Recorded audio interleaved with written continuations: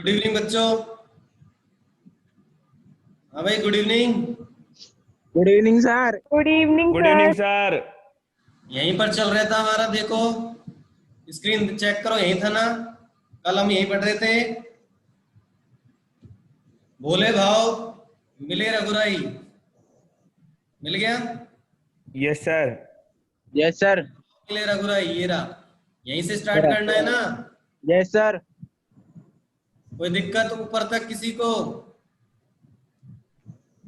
चलो स्टार्ट करते हैं फिर आज की क्लास। देखो, बात कर रहे थे हम किसके बारे में बात कर रहे हैं? किसान के बारे में कर रहे थे कि Yes, किसान sir. कितना मेहनती होता है ना, कितना खून पसीने से वो फसलों को उगाता है, हमारे लिए फल फूल अनाज उत्पन्न करता है, हाँ या ना। Yes sir. अब गुरु नानक ने उनके बारे में एक पंक्ति बोली है कि भोले भाव मिले रघुराई। यदि हमारा भाव भोलापन हो, हमारे भाव भोले जैसे हो, ठीक है, भोले से मतलब हम भोले से भाव के हों, अच्छे से भाव के हों, तो हमें आसानी से कौन मिल जाते हैं? रघुराई। रघुराई यानी भगवान की भक्ति, ईश्वर की भक्ति है, ईश्वर की कृपा। ईश्वर की कृपा हमें मिल जाती है। कब मिलती है? ईश्वर भी हम पर कब कृपा करेंगे भाई? जब हमारा नेचर अच्छा होगा। समझ रहे हो ना आप इस बात को? अब आपका नेचर Yes, कैसा sir. होना चाहिए? अच्छा, ठीक है। अब देखो आगे, भोले वाले किसानों Yes, sir. को, भोले वाले किसानों को ईश्वर अपने खुले दीदार का दर्शन देता है। भोले वाले जो किसान होते हैं उन्हें ईश्वर अपने खुले दीदार, खुले दीदार का मतलब समझ रहे हो आप? खुल करके दीदार करवाता है भगवान उनको, ठीक है। और हम एक कितना ही जिंदगी भर भगवान की सेवा कर ले, भगवान की पूजा पाठ कर ले, हमें नहीं होंगे, लेकिन जो किसान है उसको वो अपने खुले रूप में दर्शन दे देते हैं ईश्वर, ठीक है। उनके सामने उपस्थित हो जाते हैं। उसी चीज को यहाँ पर बताया गया है। अर्थात इन सब बातों का कहने का मतलब क्या है? इन सब बातों का कहने का मतलब है कि किसान के ऊपर ईश्वर की दया दृष्टि हमेशा बनी रहती है। आगे बात समझ में सबको? उसके बाद सुनो, उनकी फूस की Yes, छतों sir. में, फूस की छत कैसी होती है? घास फूस की, ठीक है। एक तरीके से लोकल बोल सकते हैं हम उसको, साधारण बोल सकते हैं। ऐसी घास फूसों की छतों में से सूर्य और चंद्रमा छन छन कर उनके बिस्तरों पर पड़ते हैं। सूर्य और चंद्रमा छन छन कर बिस्तरों पर कैसे पड़ेंगे? उनकी रोशनी पड़ेगी, यानी कि घास फूसों में से जो मतलब छिद्र हो रहे हैं वहां से रोशनी आती है, उनके बिस्तरों तक पहुंच जाती है। ये प्रकृति के जवान साधु हैं। प्रकृति के जवान साधु किसे कहा गया है? किसान को। किसे कहा गया है भाई? किसान को। किसान को। अब किसान क्यों को सर। कहा गया है, क्यों कहा गया उसकी बात कर लेते हैं। प्रकृति के जवान साधु, प्रकृति में जिस प्रकार से साधु ईश्वर की भक्ति करता है, उसी प्रकार से इस प्रकृति की भक्ति, इस प्रकृति की भलाई, इस प्रकृति का संरक्षण वो कौन करता है? वो किसान करता है, एक साधु के रूप में, ठीक है। आ गई बात समझ में? तो इसलिए प्रकृति के जवान साधु इनको कहा गया है, ठीक है भाई। आगे चलते हैं। अब देखिए इसके बाद, जब कभी भी मैं इन बेमुकुटों के गोपाल के दर्शन करता हूं, बेमुकुट का मतलब होता है मुकुट के बिना, यानी कि यहाँ पर लेखक इस बात को बता रहे हैं, जब भी इन बिना मुकुट वालों गोपालों के दर्शन में करता हूं। गोपाल क्यों कहा गया है किसानों को? क्योंकि वो किनको पालते हैं? गायों को। किनको पालते हैं भाई? गाय पालते हैं ना, तो वो गाय को Yes, पालते sir. हैं, यस सर। इसके कारण से उन्हें गोपाल यहाँ पर बोला गया है। और बिना मुकुट वाले गोपाल हैं ये, ठीक है। बिना मुकुट वाले गोपाल है, कोई मुकुट धारण नहीं करते हैं, और मेरा सिर स्वयं ही झुक जाता है। लेखक कहता है कि इनको देखकर मेरा तो सिर अपना आप ही स्वयं यहाँ झुक जाता है। जब मुझे किसी फकीर के दर्शन होते हैं तब मुझे मालूम होता है कि नंगे सिर नंगे पांव, एक टोपी सिर पर, एक लंगोटी कमर में, एक काली कमली कंधे पर, और एक लंबी लाठी हाथ में लिए हुए, गौवों का मित्र, बैलों का हमजोली, पक्षियों का हमराज, महाराजाओं का अन्नदाता, बादशाहों को ताज पहनाने और सिंहासन पर बिठाने वाला, भूखों और नंगों को पालने वाला, समाज के पुष्प उद्यान का माली, खेतों का वाली जा रहा है। अब जितनी भी ये बातें बताई गई हैं, ये सब किसान की क्या है, विशेषताएं हैं। क्या है भाई, विशेषता। विशेषताएं। नोट कर लेना, अंडरलाइन कर लेना, एग्जाम में पूछी जाए कि भाई लेखक सरदार पूर्ण सिंह जी ने किसान की कौन कौन सी विशेषताएं बताई हैं, आंसर आपके सामने है। ठीक है, कौन सी विशेषताएं हैं, उन्हें क्या क्या बताया गया। एक तो नंगे सिर वाला, ठीक है, एक नंगे पांव होते हैं, एक टोपी सिर पर होती है, एक लंगोटी कमर में होती है, एक काली कमली कंधे पर। कमली क्या होती है, कमली का मतलब कंबल, कमली का मतलब, अरे कंबल जानते हो ना, सर्दियों में अपन ओढ़ते हैं। बोल Yes, क्यों नहीं sir. रहे, आंसर दिया करो। ठीक है, तो इनके कंधे पर हमेशा एक काला कंबल होता है, एक लंबी लाठी होती है, हाथ में लिए हुए रहते हैं ये। और गौवों का मित्र, गौवें कौन होती हैं, बताओ, गौवों क्या होती है, सर गाय, गाय। गाय। बिल्कुल सही है, ये गायों के मित्र होते हैं। बैलों का हमजोली, और बैलों के ये क्या होते हैं, हमजोली, उनके साथ चलने वाले। ठीक है, पक्षियों का हमराज, और ये पक्षियों के हमराज होते हैं, पक्षियों की ध्वनि को पहचानते हैं। ठीक है, महाराजाओं का अन्नदाता, महाराजाओं का अन्नदाता है ये, यानी महाराज जो होते हैं, बड़े बड़े जो लोग होते हैं ना, उनको भी अन्न यही प्रदान करता है, कौन, किसान। ठीक है, किसान ही नहीं हो तो वो बेचारे भूखे मर जाएं। बादशाहों को ताज पहनाने वाला, बादशाहों को ताज यही पहनाता है किसान, और सिंहासन पर बिठाने वाला भी यही है। ठीक है, अगर किसान ही फसल नहीं उगाएगा तो बादशाहों की कद्र कहाँ होगी, और कौन उनको सिंहासन पर बिठाएगा।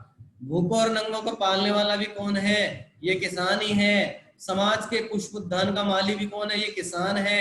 और खेतों का वाली, वाली का मतलब होता है रक्षक, वाली का मतलब क्या होता है, रक्षक होता है, यानी खेतों का रक्षक कौन है, किसान है। आ गई बात समझ में, और वो क्या कर रहा है, जा रहा है। यहाँ तक बात सबके समझ में आ चुकी है क्या, अगर हाँ तो चलें आगे। Yes sir. थैंक यू, चलते हैं आगे। अब देखिए अब किसका जीवन है आपके सामने, जीवन है ना, किसान की बात खत्म हो गई है। सर एक गडरिये का जीवन है। अब गडरिये का जीवन है। गडरिये को आप जानते हैं, जो भेड़ों को चराता है, पालता है, उसे हम क्या कहते हैं, गडरिया कहते हैं। अब बेचारे उसका जीवन भी बहुत ही कष्टों से गुजरता है। आपने देखे हैं कि कभी गडरिये,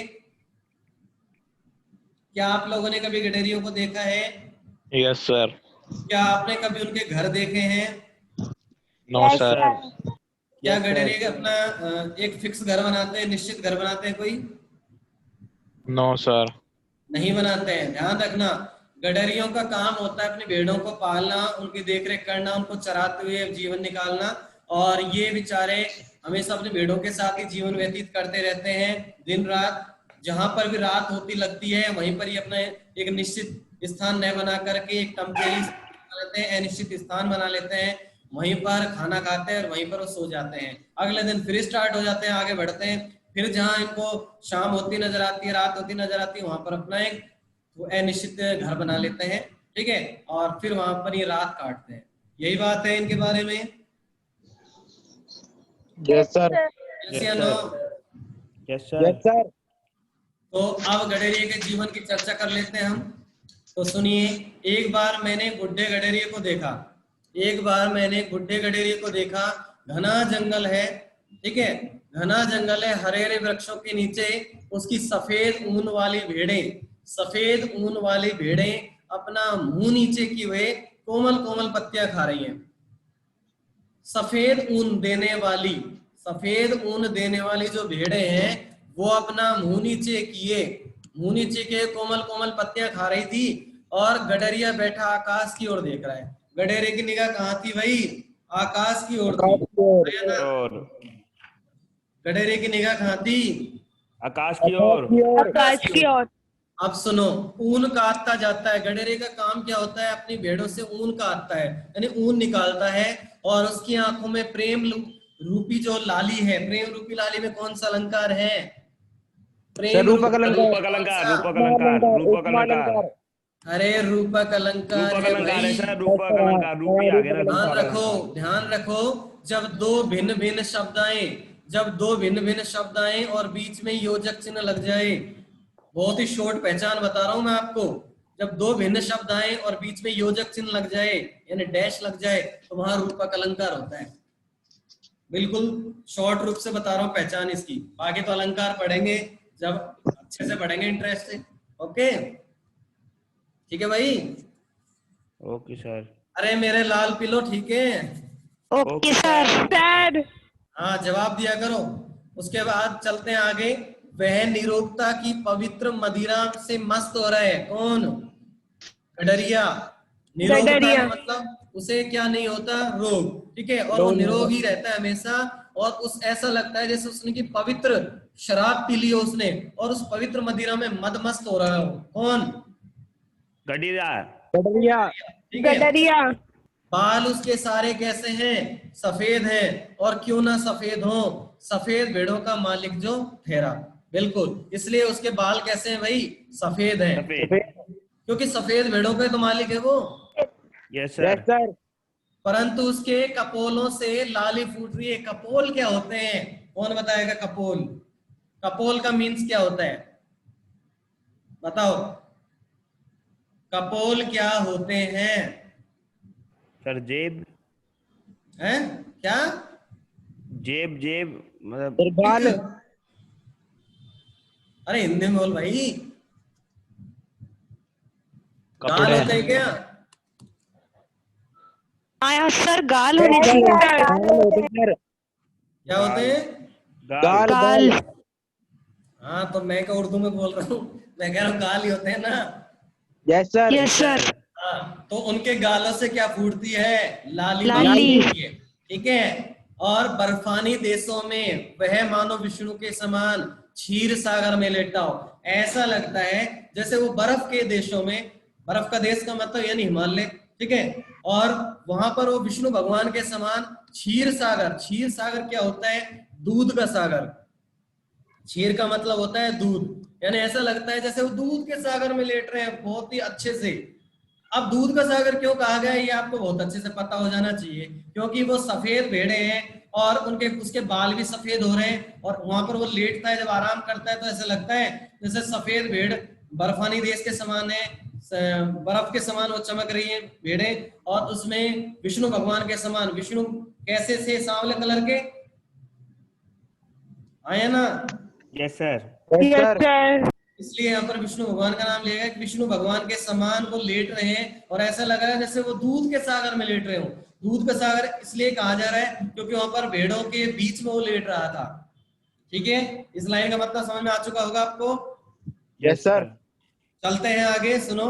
उसकी प्यारी स्त्री। अब सुनो उसकी कैसी स्त्री है भाई?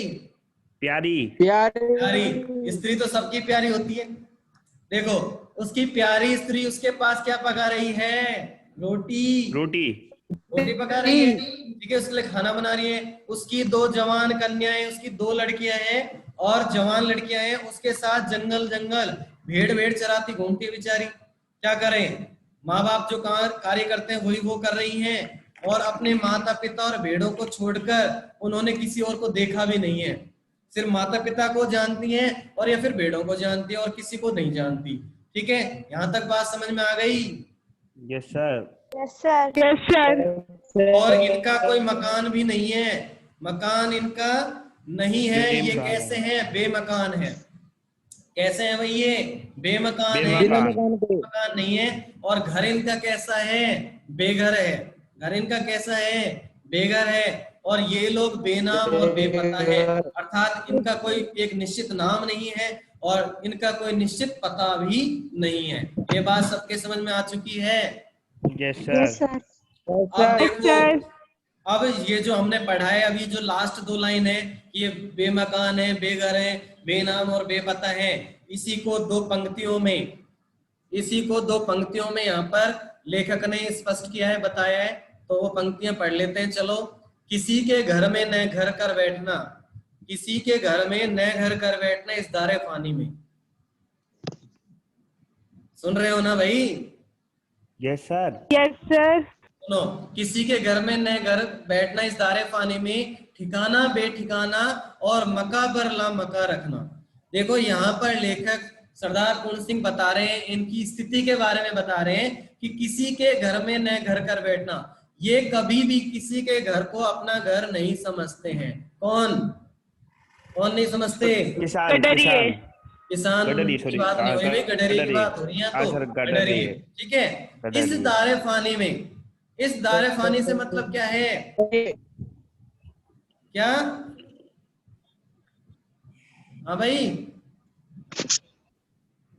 देखो गडरिये के लिए यहाँ पर लेकर कह रहे हैं कि ये किसी को घर को अपना घर नहीं समझते हैं, इस दारे फानी के अंदर, इस सांसारिक मोहमाया के अंदर, इस पूरे संसार के अंदर, ठीक है। ये जो इतना विस्तृत संसार है, इस विस्तृत संसार के अंदर ये किसी को अपना निश्चित घर नहीं समझते, किसी के घर को, और ठिकाना बेठिकाना, इनका कोई ठिकाना नहीं है, ये तो हमेशा बेठिकाने ही रहते हैं।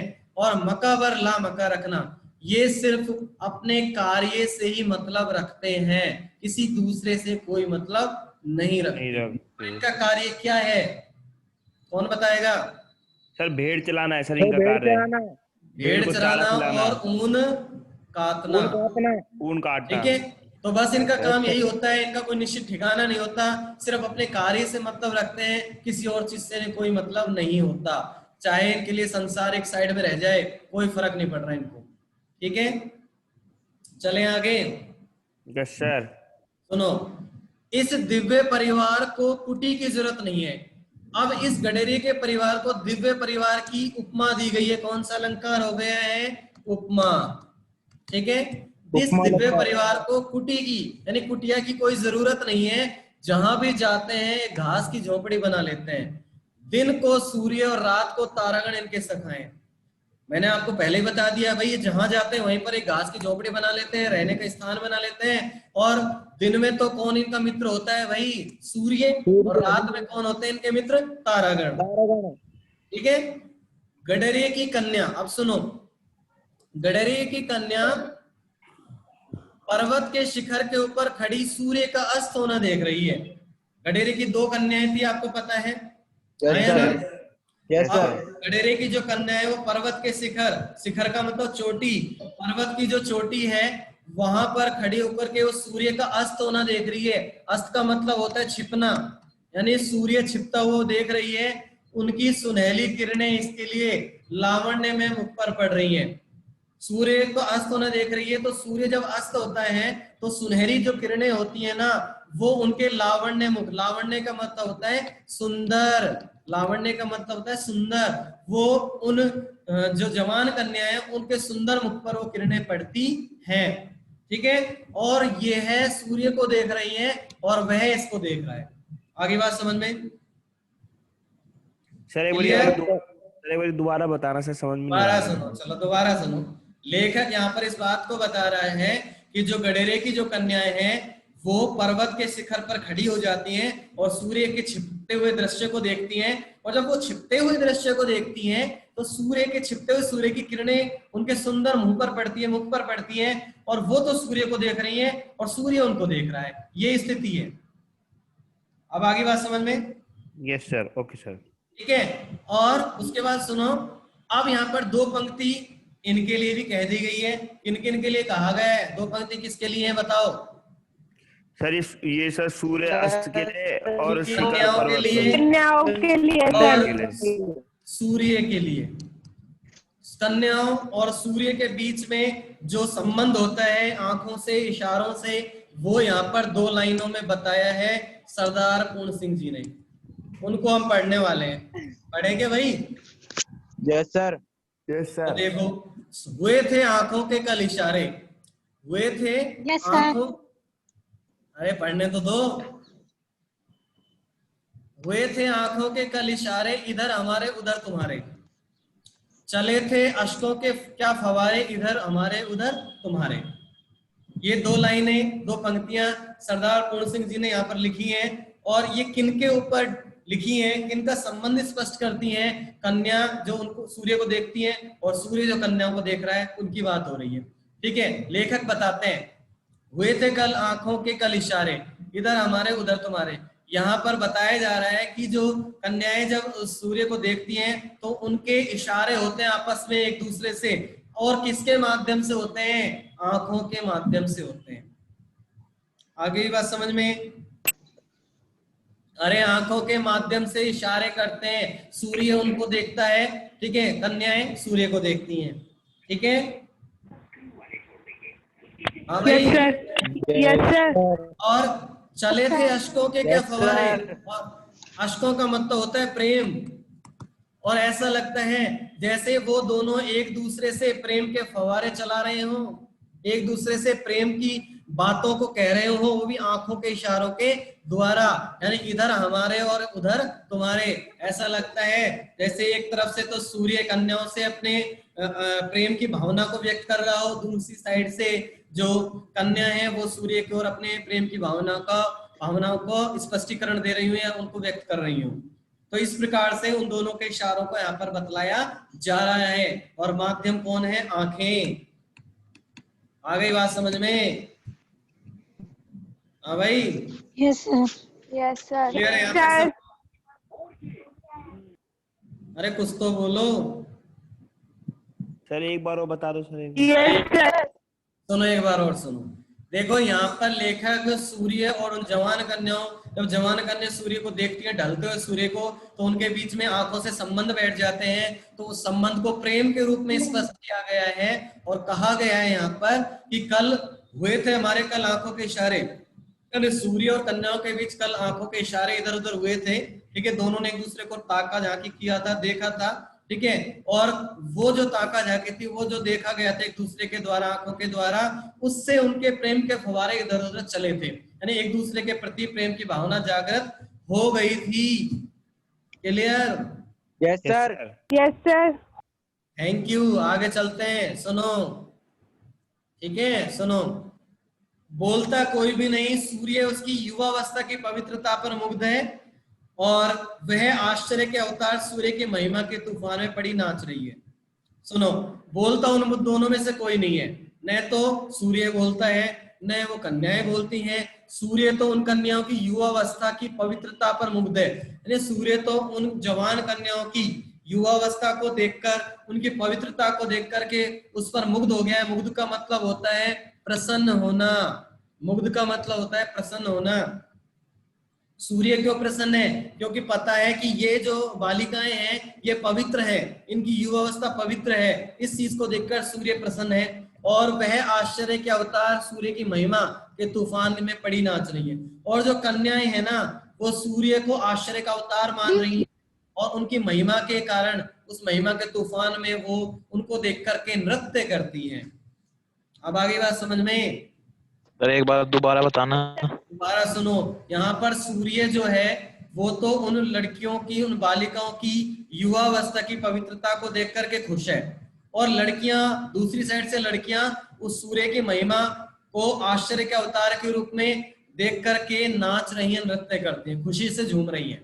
यानी दोनों का आपस में एक प्रेम भावना का संबंध बैठ गया है, जो बहुत ही पवित्र प्रेम भावना है। ठीक है, चलिए। Okay sir. Yes, sir. Yes sir. अब है ना, बाकी का हम कल पढ़ेंगे। ओके